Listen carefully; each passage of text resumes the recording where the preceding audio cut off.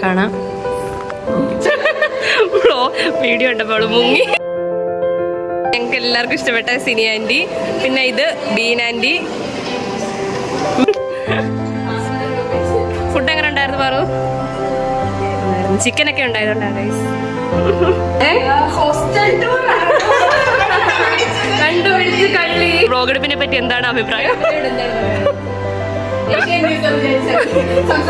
പഠിക്കാൻ സമയം കിട്ടാത്തതുകൊണ്ട് ഇതുവരെ ഡിസ്റ്റിങ്ഷനിലെത്താൻ രണ്ടുപേർക്ക് സാധിച്ചിട്ടില്ല.